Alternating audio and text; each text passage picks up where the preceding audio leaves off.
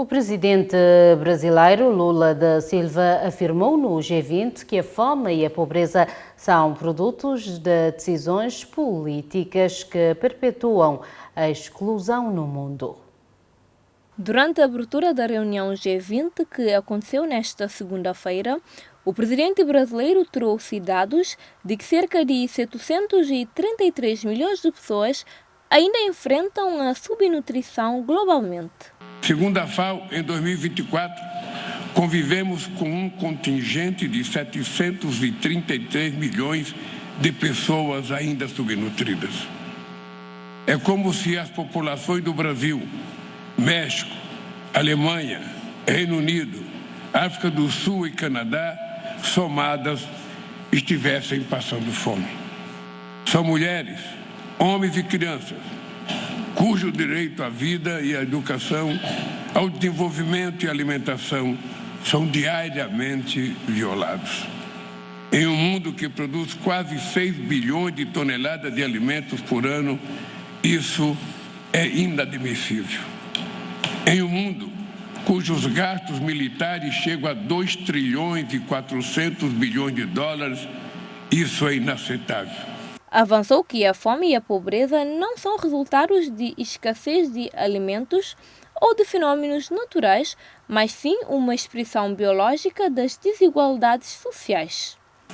A fome e a pobreza não são o resultado da escassez ou de fenômenos naturais.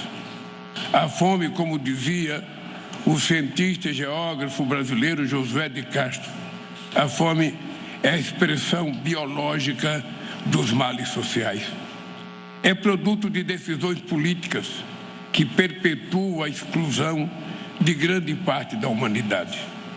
O G20 representa 85% dos 110 trilhões de dólares do PIB mundial.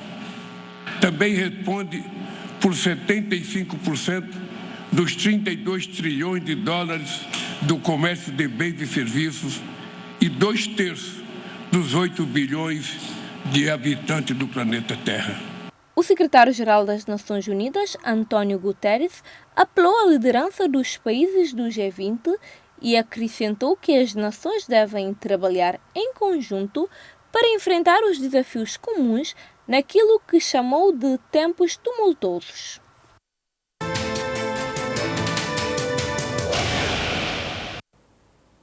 A Suécia, a Finlândia e a Noruega estão a avisar os respectivos cidadãos para se prepararem para uma potencial guerra, dado ao agravamento da situação no conflito entre a Rússia e a Ucrânia. Uma notícia para ver no Giro pelo Mundo. Os 3 países nórdicos começaram a preparar as suas populações com conselhos para um possível conflito depois de, neste fim de semana, a Ucrânia ter recebido dos Estados Unidos da América autorização para usar mísseis de longo alcance em território russo, referiu a estação pública britânica. A autorização dada pelo presidente Joe Biden depois de meses de hesitação e a cerca de 2 meses de deixar a presidência norte-americana, já obteve a reação da presidência russa, que acusou os Estados Unidos da América de estarem a atirar gasolina para a fogueira. Hoje, milhões de suecos começaram a receber nas caixas de correio uma versão do panfleto Se a Crise ou a Guerra Vier, que aconselha a população sobre como se preparar a enfrentar uma guerra. Também a vizinha Finlândia publicou online novos conselhos sobre a preparação para incidentes e crises, enquanto os noruegueses receberam um panfleto instando-os a estarem preparados para sobreviverem sozinhos durante uma semana em caso de condições meteorológicas extremas, da guerra ou de outras ameaças. Um ataque aéreo israelense no centro de Beirute matou o principal porta-voz do Hezbollah este domingo, segundo informou um responsável do grupo militante sob condição de anonimato, citado pela Associated Press. Mohamed Afif, chefe das relações com os meios de comunicação do Hezbollah, foi morto num ataque ao escritório do Partido Socialista Árabe Baath, no centro de Beirute, de acordo com um funcionário do Hezbollah que não estava autorizado a informar os jornalistas. Inicialmente, o exército libanês anunciou que um soldado foi morto e 3 ficaram feridos, um dos quais em estado grave. Um grupo de manifestantes montou um acampamento improvisado em Tbilisi, na Geórgia, para contestar os resultados das eleições legislativas do passado dia 26 de outubro no país. Os cidadãos bloquearam uma das avenidas centrais da capital, fazendo um apelo à realização de novas eleições parlamentares e prometendo permanecer nas ruas até que as suas reivindicações sejam satisfeitas. Os manifestantes rejeitaram os resultados das recentes eleições no país, alegando que a votação foi manipulada, uma acusação que o partido no poder, Sonho Georgiano, nega. O Parlamento recém-eleito deverá reunir-se a 25 de novembro. A insegurança alimentar aguda atingirá a maioria das pessoas no Sudão do Sul no próximo ano, com mais de 2 milhões de crianças em risco de desnutrição, alertam dados de uma revisão apoiada pelas Nações Unidas. No Sudão do Sul, quase 7,7 milhões de pessoas serão classificadas como gravemente inseguras em termos de alimentação no país, que enfrenta enchentes e conflitos. A última revisão da classificação integrada de fases de segurança alimentar publicada estimou que a partir de abril, 57% da população sofreria de insegurança alimentar aguda, que a ONU define quando a incapacidade de uma pessoa de consumir alimentos adequados coloca sua vida ou meios de subsistência em perigo imediato. O Sudão do Sul, o país mais jovem do mundo, está entre os mais pobres do planeta e está lidando com as piores enchentes em décadas, bem como com um fluxo maciço de refugiados fugindo da guerra no Sudão para o norte. Em outubro, o Banco Mundial alertou que as inundações generalizadas estavam piorando uma situação humanitária já crítica. O escritório das Nações Unidas para a Coordenação de Assuntos Humanitários disse no início deste mês que 1,4 milhão de pessoas foram afetadas pelas enchentes que deslocaram quase 380 mil pessoas. Em Moçambique, um incêndio colocado por desconhecidos destruiu completamente os setores pedagógico e administrativo da escola secundária Heróis Moçambicanos, comprometendo assim o funcionamento da instituição que havia passado recentemente por reformas. E apesar dos danos, a direção da escola garante que todas as informações académicas dos alunos estão guardadas em uma base de dados via eletrónica. Grande parte do setor administrativo da escola secundária Heróis Moçambicanos ficou reduzido a cinzas por conta do fogo posto por supostos manifestantes que, por volta das 22 horas de sexta-feira, romperam os portões da escola e se introduziram no recinto com o intuito de vandalizar o coração do estabelecimento de ensino. Por volta das 22 horas de ontem, recebemos a informação através do nosso colega, o guarda, que estava de serviço, que um grupo de manifestantes acabavam de invadir o nosso pátio e que estavam já a vandalizar as nossas infraestruturas. Ezequiel Manissa, diretor adjunto do segundo ciclo, que ajudou a debelar as chamas, descreve o momento como sendo de muita aflição, porque o fogo poderia ter sido alastrado para o bloco das salas de aulas e não só. E conseguimos minimizar, porque se a gente não tivesse chegado, acredito que todo o bloco administrativo teria desaparecido. Tivemos dificuldade por causa da água, tendo em conta que a bomba variou ainda esta semana, mas como temos um tanque cisterna subterrâneo, temos que ir cartar para debelar. Então ficamos aqui até por aí 1 da manhã. Depois, quando conseguimos minimizar, nós fomos para casa. Sem poder executar as suas atividades, o diretor adjunto Nelson Panguana lamenta o facto da escola, que tem mais de 5.000 alunos, ter sido vandalizada. Lamentável encontrar a escola nessas condições. Nós não sabemos até quais são os verdadeiros motivos, porque pronto, nós ontem quando saímos aqui às 15 estava tudo em dia, para no meio da noite termos uma informação destas. Viemos a correr, chegamos e encontramos a escola nessas condições. Lamentável porque o setor pedagógico ficou totalmente vandalizado. De todos os setores, o pedagógico é que ficou reduzido a cinzas. Contudo, cálculos preliminares apontam para a destruição de 3 computadores completos com as respectivas impressoras, uma máquina semi-industrial, fotocopiadora, o cacifo de arquivo, além da danificação da própria infraestrutura. Quanto ao aproveitamento pedagógico, tudo está controlado. As pautas e outros acervos estão guardados numa base de dados eletrônica. Em termos de aproveitamento pedagógico, tudo está controlado. Temos nosso backup, né? Sempre no final do dia, quando a gente sai do serviço, tentamos tirar todo o material via formato eletrônico para as nossas casas.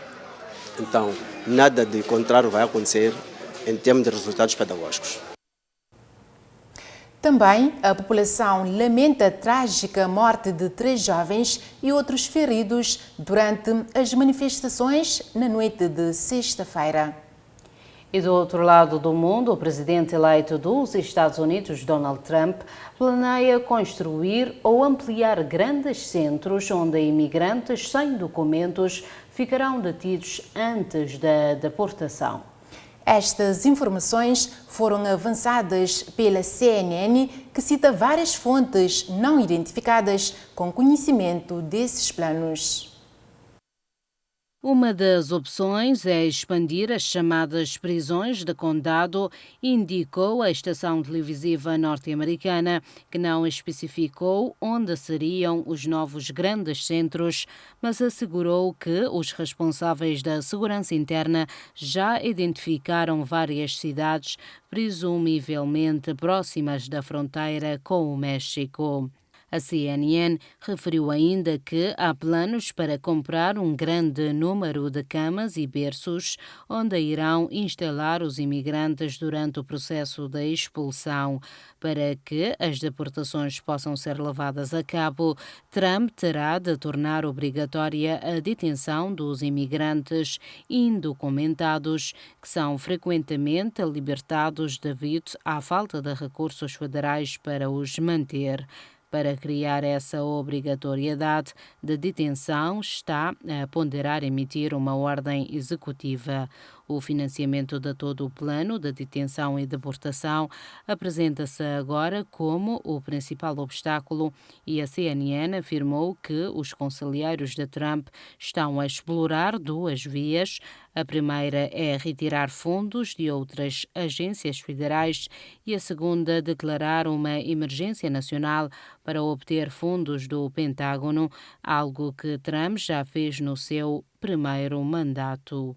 Até agora, nenhum membro da equipa do presidente eleito falou abertamente sobre todos estes planos e a porta-voz da equipa de transição, que será a partir de janeiro, a porta-voz da Casa Branca, Caroline Leavitt, limitou-se a recordar à CNN que Trump foi eleito com um mandato para cumprir as suas promessas de campanha.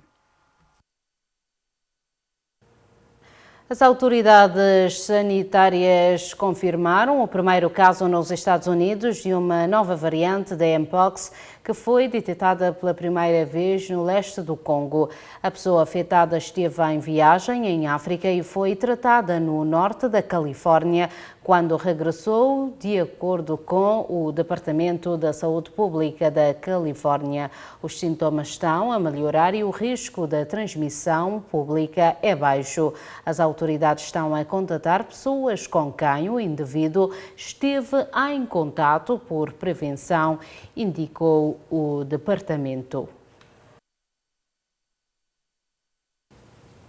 Desde o final de setembro foram reportados mais de 3.100 casos confirmados de Mpox, segundo a Organização Mundial de Saúde. A grande maioria em 3 países africanos: Burundi, Uganda e República Democrática do Congo.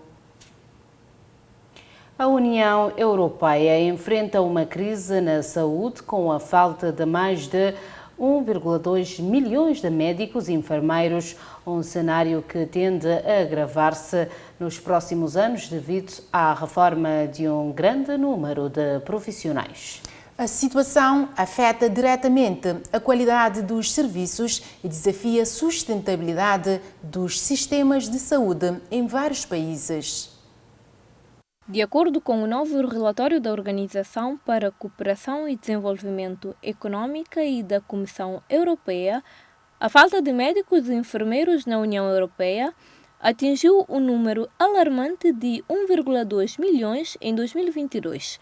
Estima-se que mais de 1/3 dos médicos e 1/4 dos enfermeiros na União Europeia têm mais de 55 anos e devem se aposentar nos próximos anos. Os países da União Europeia estão a enfrentar uma escassez de profissionais que afeta diariamente a qualidade dos serviços médicos, com 20 nações a reportarem falta de médicos em 2022 e 2023, e 15 países a enfrentarem dificuldades semelhantes em relação aos enfermeiros.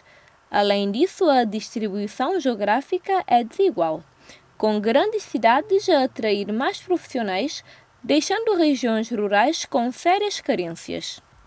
Portugal, por exemplo, tem adotado estratégias para tentar reter os profissionais na ativa, prolongando a sua vida profissional e oferecendo incentivos. Contudo, ainda está abaixo da média da União Europeia no número de enfermeiros por 1.000 habitantes, com destaque para países como a Noruega, a Islândia e a Alemanha, que lideram esse indicador. O relatório também aponta que, para lidar com esta crise, muitos países têm recorrido ao recrutamento de profissionais formados no exterior, uma solução de curto prazo que tem ajudado a aliviar a escassez. No entanto, a solução a longo prazo passa por melhorar as condições de trabalho e aumentar as oportunidades de formação para novos médicos e enfermeiros. A Organização para a Cooperação e Desenvolvimento Econômico alerta que, para garantir a resiliência dos sistemas de saúde, seria necessário um reforço de 0,6% do PIB em toda a União Europeia, a fim de melhorar as condições de trabalho e atratividade da profissão. Com o envelhecimento da população e a crescente demanda por serviços de saúde, o futuro da assistência médica na Europa dependerá da capacidade dos governos de enfrentar essa crise e atrair novos profissionais para o setor. E um alerta de saúde pública tem vindo a preocupar a comunidade no oeste da França devido à crescente presença de resíduos de pesticidas no ambiente, particularmente nas crianças da região. A contaminação por pesticidas na Europa tem vindo a aumentar e agora uma nova preocupação surge em França, onde o uso intensivo desses produtos na agricultura está a afetar a saúde das crianças.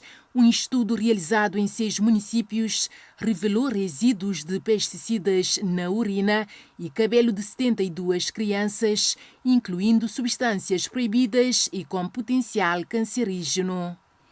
As pessoas estão alarmadas, especialmente devido ao aumento dos casos de cancro infantil. O pai de um menino que está em remissão de cancro ósseo e co-presidente da Associação Avenir Santé Environnement alerta para os riscos da contínua utilização de pesticidas. O sensor de qualidade do ar na região registrou 33 pesticidas em 2019 e 41 em 2021, incluindo um recorde de herbicidas. A União Europeia planeia reduzir pela metade o uso de pesticidas, mas recuou devido à pressão dos lobbies agrícolas e da indústria agroquímica. Organizações criticam a falta de aplicação rigorosa da legislação europeia e defendem medidas mais eficazes, como a rotação de culturas e o uso de variedades resistentes. Os resíduos de pesticidas não afetam apenas a saúde humana, mas também o ambiente, contaminando alimentos, solo, água e ar.